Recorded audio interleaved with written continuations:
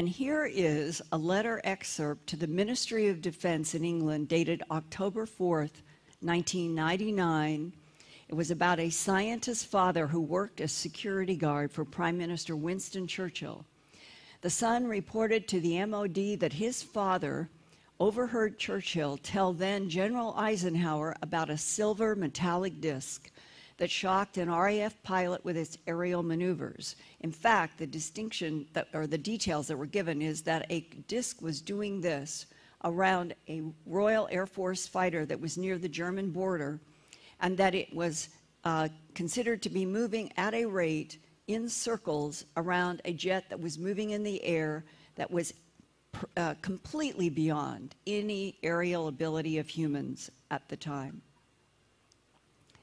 The security guard, whose son is the scientist who communicated this to the MOD, heard Prime Minister Churchill say to Eisenhower that, quote, the incident should be immediately classified for at least 50 years. That would be 2 generations, and that would have been around 1994. Because that was in 1944, and now it is 70 years later in 2014, and the reason for suppression of truths and facts has changed from Churchill's possibly noble worries about panic to a 1% elite that is keeping octopus tentacles around their power greed superiority over the dumbed down and poor 99% mass, which is us. I have been a TV producer, writer, director, editor, and investigative reporter since graduating from Stanford University in Palo Alto, California, with a master's degree in communication in 1968. And there I made a documentary film for the Stanford Medical Center, and my master's thesis was a picture calculus about the very first efforts to use computers to analyze atomic particle bombardment images at the Stanford Linear Accelerator. So I was grounded in science and environment and medicine right from the very beginning in my work at Stanford. And a decade later, I was working as director of special projects at the CBS affiliate KMGH-TV Channel 7 in Denver, Colorado. And that's where I produced the film A Strange Harvest, about the worldwide bloodless, trackless animal mutilations that first broadcast on May 25, 1980. And today, in this workshop about a taxonomy of extraterrestrial entities, I'm going to present illustrations and information from human abductees, whistleblowers, and alleged government documents, even if I cannot yet prove everything that I'm going to share with you with hard evidence, which is always my goal. But in this field, it's a razor blade field, and it's very difficult. In 1994, my second book, Glimpses of Other Realities, Volume 1, Facts and Eyewitnesses, was published with a 50-page taxonomy of extraterrestrial entities that came from all of the illustrations from people that I had interviewed who had been in the abduction syndrome, and I've always asked people to draw for me the entities, the craft, details as much as possible. And that was a visual taxonomy that included color and black and white. And I grouped together different types of alien beings by shape and color, because that's all I had to work with little understanding about the relationship of the beings to each other. And I'm going to go through and show you some of the images from that taxonomy in Glimpses of Other Realities, Volume 1. And for people who are asking, my books weigh about 4 pounds each, and that's why I don't ship them around. But since 1999 and my work at earthfiles.com, the news website, there's a shop. It has documentaries I've done. It has my 4 books. They've been the same price since 1999. They're always there. They're always available. So go to earthfiles.com and check out the Earthfiles shop. Now, in this taxonomy in Glimpses Volume 1, these were drawn by a teenager named Cindy Tyndall, who in Houston, Texas, May 1973, was with her mom Judy Doherty, and 3 other members of their family when they were arguing about what was a moving light in the sky, pulled over the car, and what they experienced is that everybody in the car was put in a state of suspended animation, sort of like the Betty Andreessen case, except that Judy Doherty, and she didn't know at the time, she discovered later her teenage daughter, were taken up in a pale beam of yellow light. And on board, they watched snake-eyed gray creatures. You've got one in the upper right here, drawn by Cindy. They had an insect entity and another being with large black eyes who seemed more gentle and kind. The non-human entities all worked in a lab excising tissues from the calf that they saw rising in the pale yellow beam of light into the disc where they ended up. Cindy, the teenager, and Judy were both examined. Swabs of tissue was taken from inside of their mouth. Cindy also sketched this mushroom-headed being that had narrow oriental-looking eyes with vertical pupils, and this non-human also worked with tubes in a round laboratory room during the abduction with her mother and the calf from the Houston pasture. So you've got a mixture in this one case of different types of shaped heads, eyes, and heights. Now, here, completely different type. Memphis, Tennessee, 1980s. An adult male encountered this tall, red-haired being during an abduction. Similar red-haired types have been described by abductees in Nevada, Southern California, and the Andes Mountains of Peru. And I would like to digress for a moment to tell you about an extraordinary experience that I had in Peru in 1987. I was there for a month, and I went down after talking with Brian Fraser, who had, or James Fraser, who had been sort of monitoring and trying to collect data on the famous Brian Scott case. And he brought over to my office in Denver whole volumes of material that he was collecting that included 16mm film of Brian Scott, the abductee, changing personalities, changing voices, talking like a computer, was downloading data at such a rate that they tape recorded him and had it transcribed. And when they had the transcription of mathematical data and formulas that nobody understood that was doing the investigation, least of all Brian Scott, they ended up sending this information to somebody in the UFO field who was investigating abductions.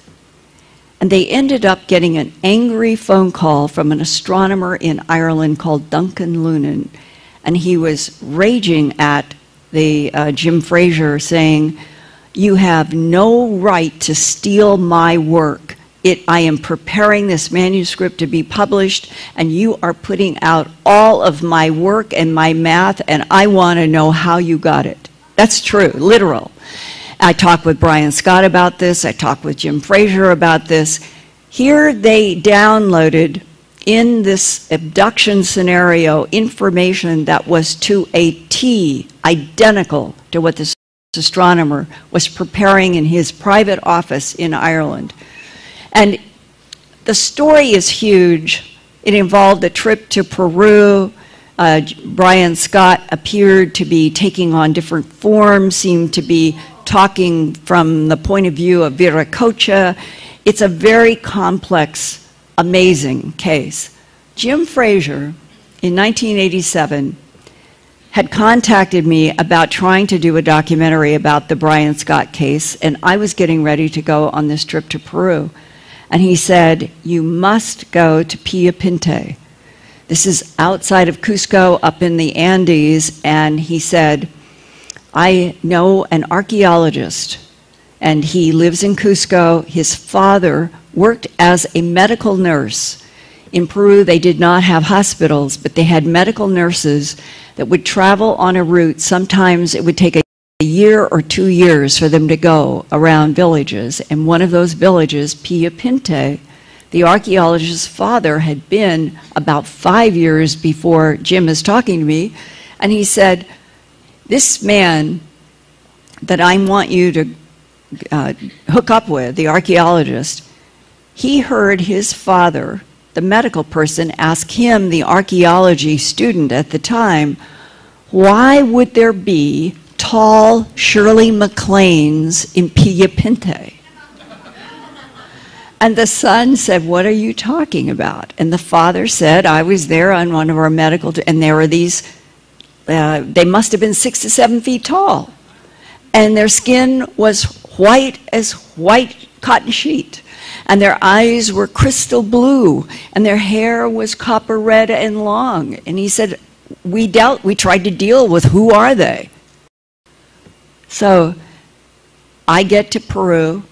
I go to this office, I find this son, I explain that Jim Frazier and Brian Scott have asked me to come.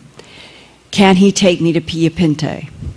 Well, the Sandinura Luminosa in June of 1987, when I was there, were blowing up. The trains going south to Lake Titicaca. They were blowing up bridges and roads up in the mountains. And he said, Linda, I don't know. I don't know if we can get to Pia Pinte without being blown up or arrested. And I said, this would be my one trip. Let's try it. And we went out and we rented a taxi, and it was like for 2 days, and it was something like $30 US to drive all the way up into the Andes looking for these red-haired extraterrestres. And this really happened. We are on the road. We get to a particular spot. The security guard stops us this way. Guns. We're in this taxi. And the archaeologist speaks in Spanish. And I could hear that I was this American and a journalista. And I was on trying to meet these red-haired extraterrestres. And I'm thinking, oh God, the policeman is going to turn us back right now. Honest to God, the policeman said, yo sé, exorista. And the policeman now starts telling the archaeologist about their encounters with beams, discs, and that they know all about these red-haired extraterrestrials in Pia Pinte. And now I'm thinking, you know, my adrenaline started. Linda, are you prepared to deal with 7-foot-tall extraterrestrials? We drive further. It was very treacherous. It was just like this. There's no guardrails. There's nothing. And there would be places where I'd be looking straight down thinking, Holy Father, please help me. And we get to more police, blue lights. They're out in the middle of the road and they're stopping, and we went through the same exact thing, only this policeman had more information. We were closer to Pia Pinte. He knew all about the red-haired extraterrestrials, said that if we had the time to go up to the mountain right above Pia Pinte, that he, the police officer, had been up there where a silver disc had landed, and that there was this huge oval, and that it had sunk into the ground. There was this depression, and that we should go up and see where this silver disc had been. So we kept on driving, and we got to say a village. I'm not sure that Americans understand. We're talking about, you know, there's like a few little buildings and a few little houses, but you are up in the Andes, like at the end of the world, and the only other thing beyond this village is this other tall peak. And I said to the archaeologist, how long do you think it would take us to climb that mountain? And he said, probably 2 days. So we keep going, and the next thing that happens, we had slowed down, it's the taxi, and at least 40 children started running toward us, surrounded the car, literally surrounded the car, and the archaeologist got out by himself and he talked to everybody. And the children sort of backed away into a group. and I got out, and the taxi cab driver pulled the taxi up while we walked with the children sort of around us. So now we are entering Pia Pinti for the first time in this group of children from the village. And the archaeologist is asking the children, where are the red-haired extraterrestres? And you could hear all of this chatter, and the children are doing this. And he said, I think there's one in this house. Do you want to go knock on the door? And honestly, you know, the adrenaline. And I said yes. And while we're walking with the children just now, all agitated, I'm thinking in my head, well, Linda, what are you going to do? Are you going to say, give me a chance to get your telepathic download? Please don't zap me out. Please don't abduct me. Just do it more slowly and let me see. I'm thinking all these thoughts as we are walking toward this house. And when we get there, it is a solid lapis blue door. It is extraordinarily beautiful and eerie at the same time amid the other little houses. The archaeologist knocked on the door. God is my witness. What opened up that door? He was about my height, 5'2", and instead of having all of the dark brown hair of everybody, there were all this copper red swaths, Travis Walton kind of hair. You know what I mean? And all of the other children and everybody that we had met, they had dark brown eyes, and we're looking at almost sky blue. It was a blue that was so intense in these faces with this copper brushed through this hair. But here's the other, coming up, like if you put milk in coffee and you just start the turn and it starts to swirl, imagine that you're looking at skin that has what looks like a swirl of cream in coffee. And I was just stunned. And I said to the archaeologist, ask him who his parents are. They talk, and this guy says, go to this house. Well, ask him if he knows where the tall red-haired extraterrestrials. Points up to the mountain, and they're talking about how that they've been up there, but that the extraterrestrials that used to live in the village aren't there anymore, but his parents knew them very well. So now we walk to another, and it's another lapis door. They were the only lapis doors.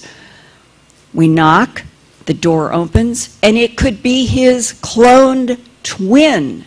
It was the same thing, this copper red going all through this hair, these strange, eerie, beautiful sky blue eyes, and all of this mulatto sort of skin.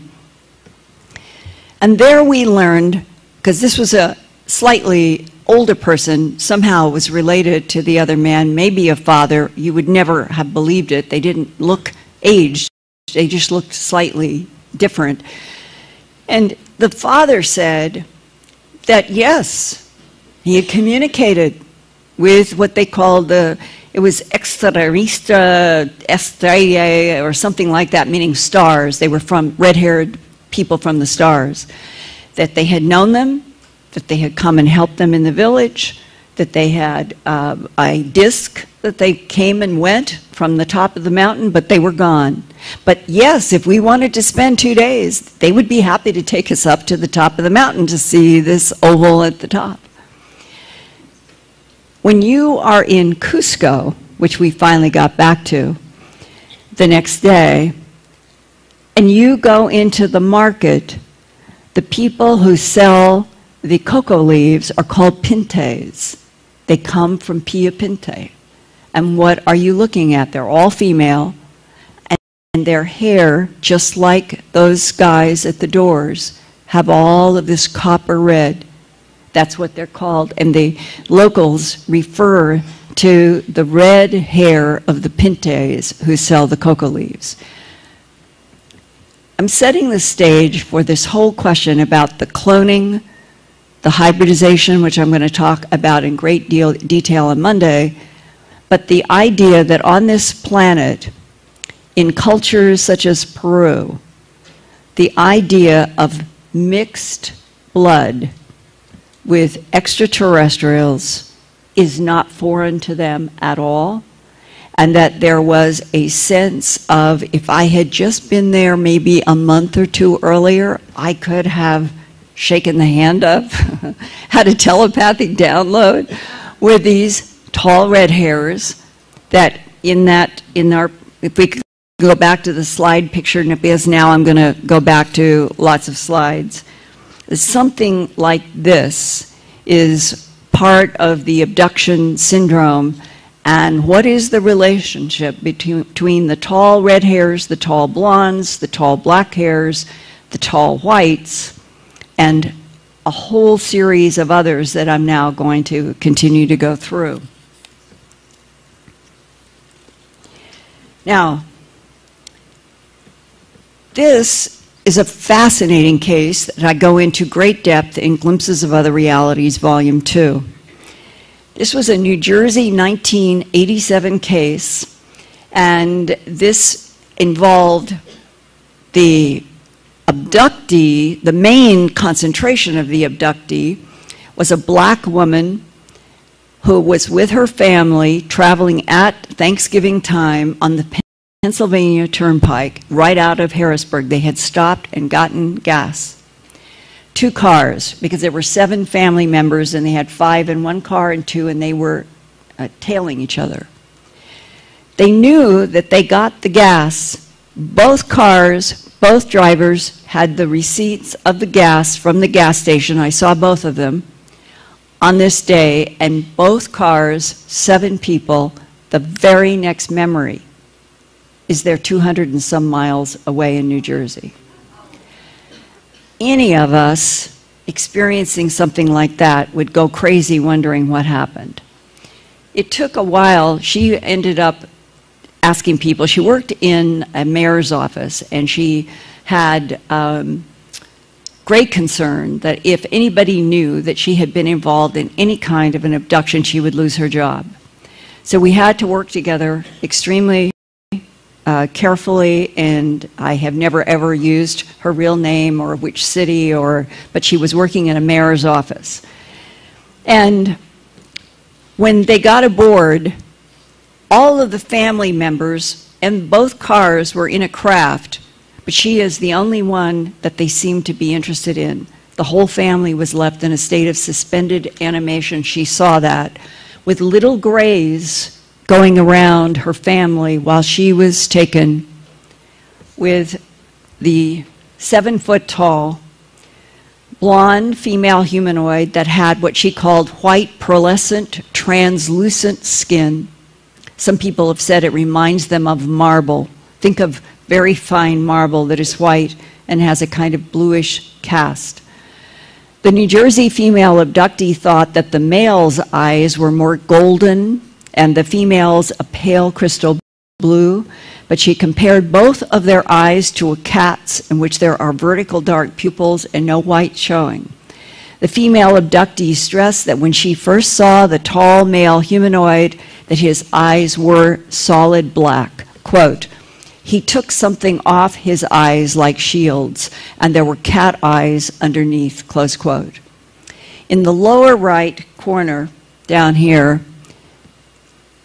are 2 overlapping, what would be triangles without bases inside of a circle. And these were on the uniforms or leotard-like jumpsuits of 2 of the very tall beings that she was dealing with. And when she asked telepathically or thought, what does this mean? The answer came back into her head, quote, "The merging of 2 worlds," close quote. She did not know which 2 worlds or why. Let's assume that the Earth might be one of those 2, but what is the interaction? What would be the merging of 2 worlds and why? That same New Jersey female also sketched this tall, beak-nosed humanoid male over here. He's wearing the tight skull cap, which comes up very often in cases around Area 51, Hawaii. This type is drawn a lot. And he was working with another cat-eyed, tall blonde, and the dark-haired beings during an abduction experience that kept going for her for quite a while. And here is yet another blonde type that was encountered in Springfield, Missouri, March 1982, to show you how confusing this is. This is an adult female who was abducted by a 6-foot-tall, blonde-haired male humanoid in a brown jumpsuit that had a winged insignia on the upper left chest. These triangles that are drawn by many people in the abduction syndrome, you would think that you would finally get answers to what do they mean. The most classic on the Eben type that we're going to talk about in more depth is a circle with a triangle in it. The circle with the two overlapping triangles about the merging of two worlds is usually only associated with the tall humanoid ones. And then this patch is a variation on a theme in which there is a triangle, and it can be what looks like a caduceus. It might be a reptile. Some abductees think it is exactly the caduceus we use in medicine, and others are like this one. It's either like a dragon or a winged bird, but that does come up in several cases. Southern California, 1990, the adult female drew these 3 non-humans after an abduction experience that she said they had light brownish yellow skin. This ties into several people that I've interviewed who said they thought they were dealing with Filipinos. The being, the being on the right also has a triangle inside a circle on his upper right chest. That is one of the most common symbols in the abduction syndrome associated with the EBENs, extraterrestrial biological entities. Now, that symbol has been seen by many abductees, including Jean Robinson in Springfield, Missouri. She drew this circle around an equilateral triangle that she remembered on the left breast of her abductor's bodysuit. And we have all talked about what is the significance of the triangle and the circle symbol seen in so many encounters with the various gray-skinned and light brownish yellow types of beings. Why are there different sizes, skin colors, head shapes, and eyes among the gray-skinned entities? Why are there different looking blonde types, some tall, some short? Why do some tall blonde types wear insignias of overlapping triangles in a circle, while shorter blondes have something like a bird or a snake or the caduceus inside a round insignia on their uniforms? Why do some humans report seeing standing up lizards or alligators, while others say that it does look like a standing up crocodile to them with scales all over the body? Always confusing to me has been the question, what are the relationships between various entities? And I'm going to show you some more illustrations from my original taxonomy so that I can show you why I think that the menagerie of so many different kinds over the decades and centuries probably are the product of only 2 or 3 what I'll call prime intelligences.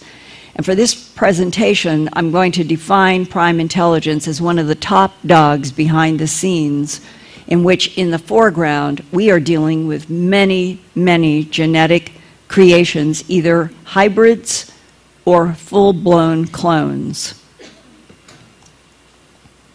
Mount Vernon, Missouri, 1990. Pale gray entity with large slanted black eyes with a triangle on its blue uniform surrounding what looks like a crescent moon emitting energy. This was drawn by Paula Watson, who does not mind her real name being used, who had repeated abductions from 1983 onward after she and her husband Ron watched small gray-skinned non-humans float a black cow from a nearby pasture into a strange craft by a lizard guy.